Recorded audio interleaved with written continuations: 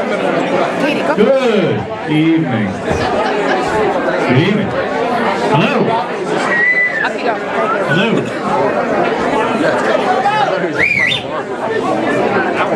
Hello. I feel like a teacher in school. Hey, you kids up front. Where's Bobo? Bobo, get up here. Bobo. Barbara. Here he is. Oh no, that's the wrong one. Is she really not here? Give Timmy the jacket. Tim, this is your job. Timmy, let's go. Give Tim the jacket. Timmy.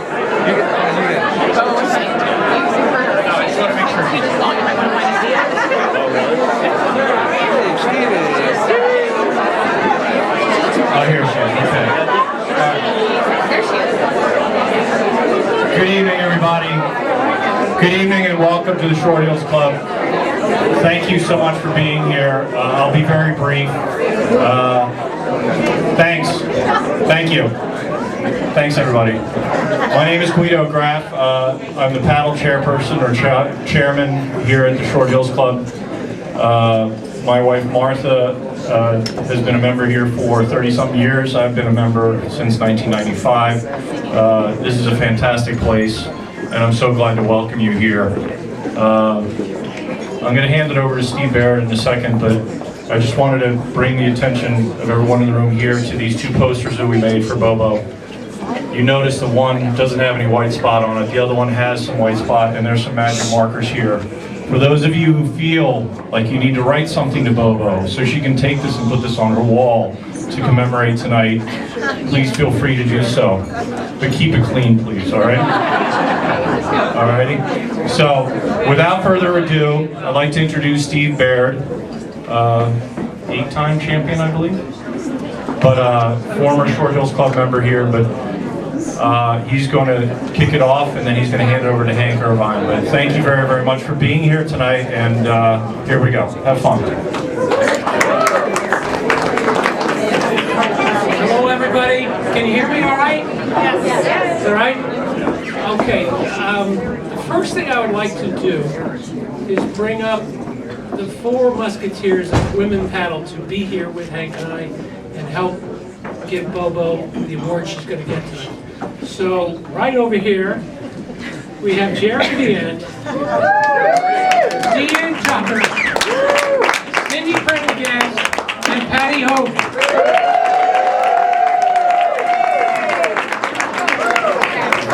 Four of the greatest women paddle players of all time. Probably the greatest speaker on live stream that ever happened. If anybody watches, you know I said the truth, right? So, okay, here we go. I'd like to acknowledge the people on the Hall of Fame nominating committee. Scott Bondron, Flip Goodspeed, Patty Hogan, Tim McAvoy, Deirdre Redden, Jerry Vian, Steve Baird. So that's the group that each year looks at candidates, and that's why we're here tonight. We're here tonight for a very special person. Introduction into the Hall of Fame is the highest award that can be earned in platform tennis. Start over. Should I go back? It is presented to individuals who have achieved distinction in the play of platform tennis and/or who have made major contributions to the growth, development, and administration of the game. Recipients have also demonstrated a high level of integrity, sportsmanship, and consideration for others, and thus earned the respect and admiration for their endeavors in the game. By any measure, Bobo Delaney has had a magnificent career. As a player, as a teacher, as an ambassador, and a role model of our sport. She kicked off her career in 1976 by winning the Junior Nationals, and then in '78 with Sarah Krieger won the Junior Nationals again. 11 years later, she won the big one. She won the Women's Nationals with Sarah.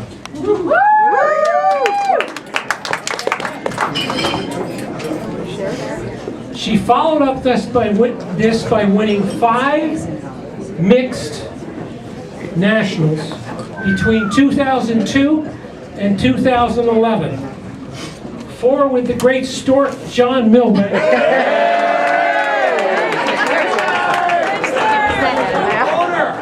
and won with the Tiger, the young, emerging, youthful 40-something Steve DeRose. Her mixed titles ties her with the Hall of Famers Hillary Hilton Marold and Charlotte Lee of the Short Hills Club. They hold the record for the most mixed national titles. Another, a little bit esoteric record that Bobo holds is winning open titles 22 years apart. Okay, think about this now. 22 years apart, what does that mean? That means she won the Women's Nationals in 1989, and then 22 years later with DeRose, she wins the Mixed Nationals. Now, is there anybody in the room, even John Mangan or Bob Brown or everyone, that can match that? No. There's only one person, and that's one of the Beck Walsh, starting in 1936, 22 years later. Okay, there's only two people, Bobo and... Okay, so it's not that esoteric. It speaks to something we're going to talk about in a minute. Wait, look over here. Wow. There it is. 34. 34, okay. Yeah, okay. Bob, I said open. Open. Okay. Not seniors. Not every. All right, so listen. She's not done yet. Bobo, No, she's not.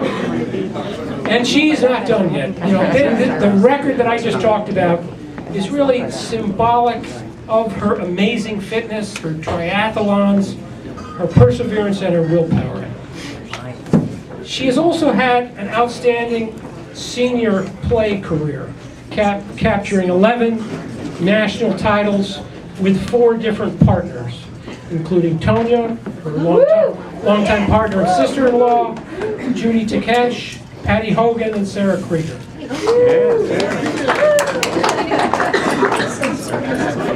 Bobo is widely known as a terrific match strategist. She comes in with a game plan and sticks to it. Her opponents know she will battle them for every point. Simply put, by one of her longtime competitors, she gives you nothing. This is why many people call Bobo one of the greatest grinders of all time.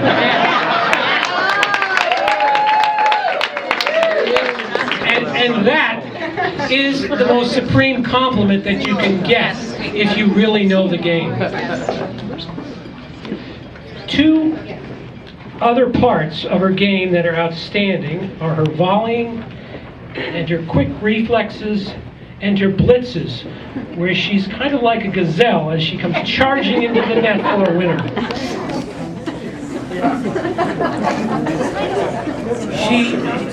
We all know that she loves the camaraderie, the sportsmanship. She's respected and admired for those qualities.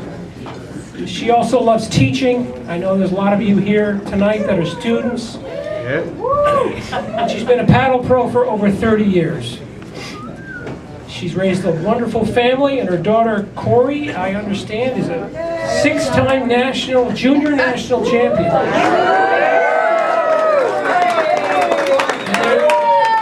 There also, I think, is some lacrosse talent and soccer talent in there as well in the house as well. So, by any measure, Bobo has had an amazing career of both excellence and longevity. But now, who better to give us some deeper insight into how she did it, what she's really like, roast her a little bit, than her teacher and mentor for over 40 years, the legend, Mr. Hank Irvine.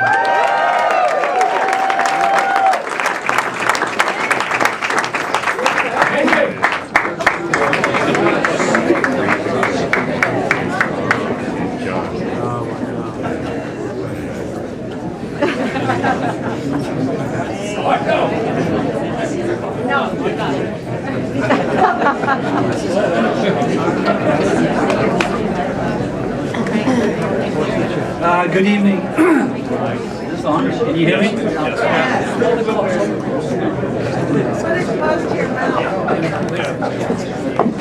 Firstly, I'd like to say how delighted Karen and I are to be back here, which we kind of consider our old home. Welcome back.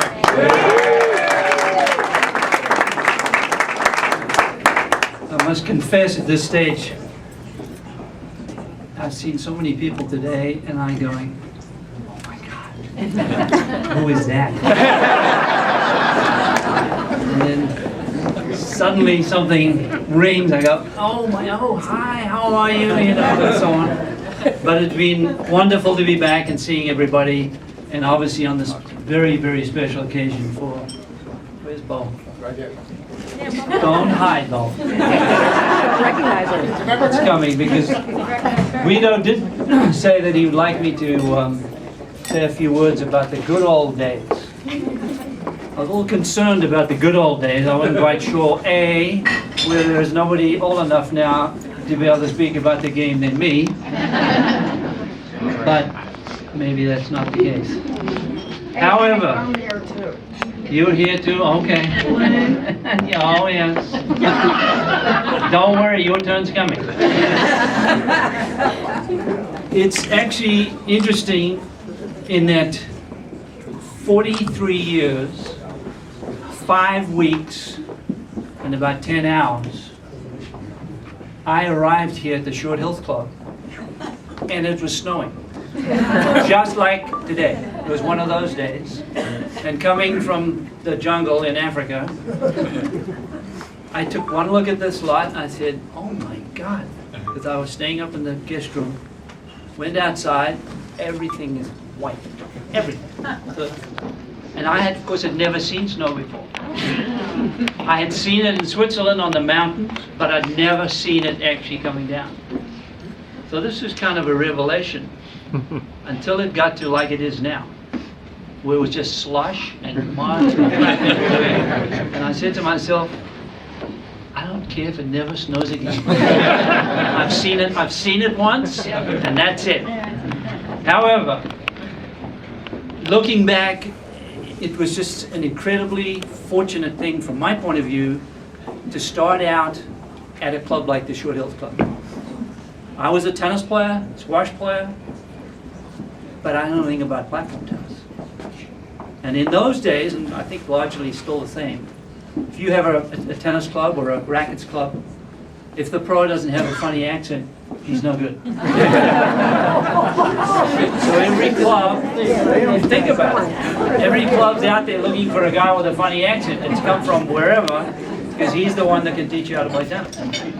And so most of the pros, foreigners like me, would come, they go to Florida, California, Arizona, not on your life would they come to New Jersey. But here I was, starting out as the pro, and I arrived January the 1st.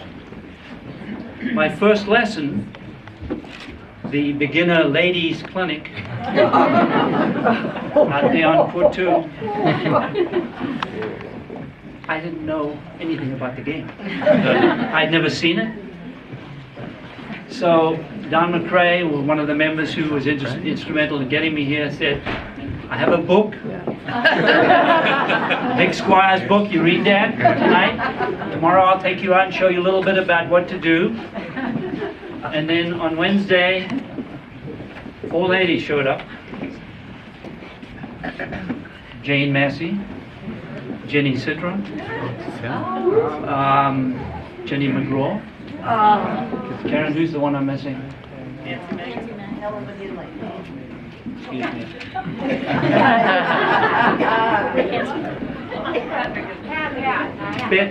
Betty Wilhelm. And I don't know. I don't know if they're still with us or not. But we are in the court, and I'm thinking, what am I going to do with these ladies? I know. What's that?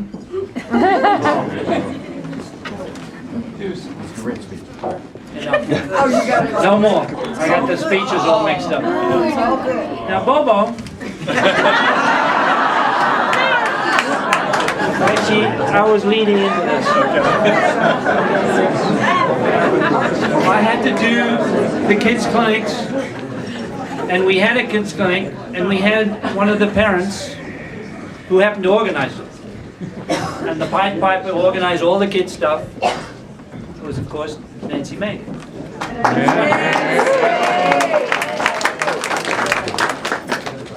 So I'm out there with the kids. I did happen to train, before I left to go play tennis, train as a school teacher. And taught school for 5 years. So I had some idea about kids and clinics and what goes on. So we're out there, and of course, as the kids are prone to do, they want to test you to see how far they can act up before you have a fit, okay? It only took me a couple of minutes, and I hauled out 2 of the kids that were acting up. Here's who, Lenny? Here's number 1 right here. And here's number 2 right over there. These 2 were inseparable. And each one was acting up and trying to outdo the other one. So I gave them a little bit of my mind. I had no idea that her mother was on the court with us. So that was a little embarrassing. However, the one thing that came out of that is I had to keep my eye on them. And I saw, how old were you then? 10. She was probably 9 or 10. I could see then that this kid was a player. I'm coming to you. Her movement on the court, the way she chased after the ball, her determination. Now, as Timmy would agree, she didn't have the greatest strokes in the world. Ouch. So I'm looking at this and I'm thinking, what are we going to do here with a serve? Which kind of was interesting. The push forehand. However, we did have this incredibly tough volley, which she hid behind the racket, and she had this face. She always had, and those of you who play the games, you know, but as Steve said, a grinder, and obviously she went through the club, she played the tennis, she was a field hockey star, goes to college, comes back, now she's going to get involved in joining the real world of playing in the ladies' tournament. And Sarah, great Sarah Krieger over here, the 2 of them decided, after much discussion, I said, what do you want to do?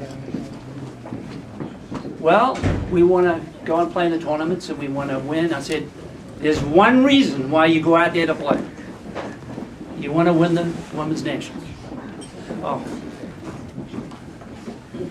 No. we can't do that. Now, Sarah, she's a little bit more cocky, you know.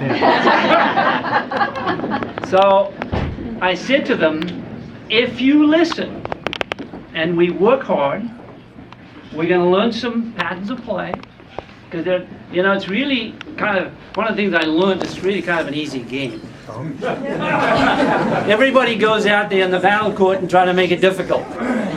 If you keep it simple, it's a lot easier. I watched a kid out there today. He hardly ran for 3 sets. He never missed a ball. And they tell me he's the best player in the game. I said, I could see that. Because he's not charging around trying to knock the screens down. Which was one of the things we had to kind of work with Bo about.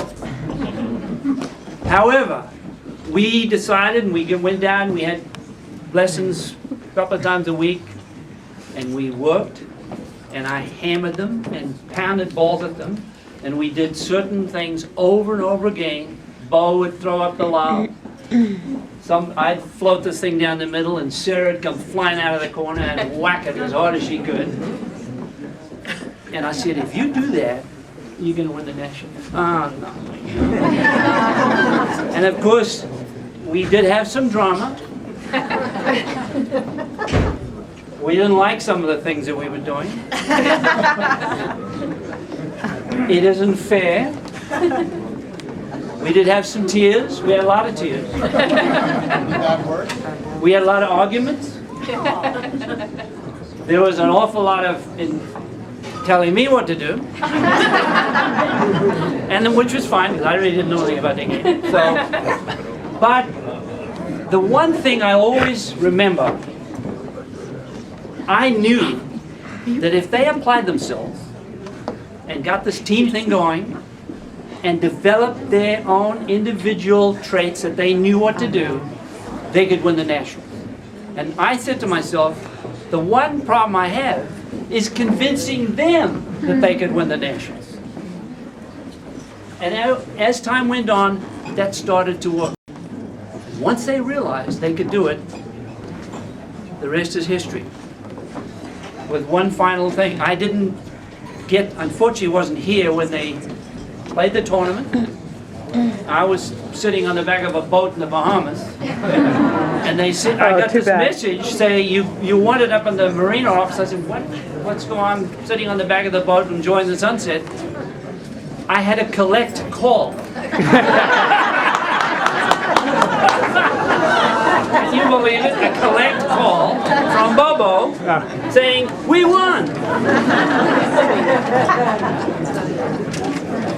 That was the time there were tears, but they were in the Bahamas. I had the tears. I was so proud of them.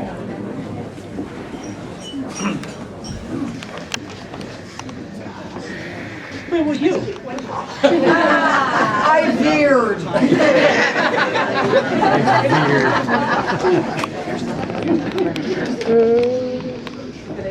And now, she's the recipient of APTA's highest honor, the Platform Tennis Hall of Fame Award to Bobo Mangan Delaney.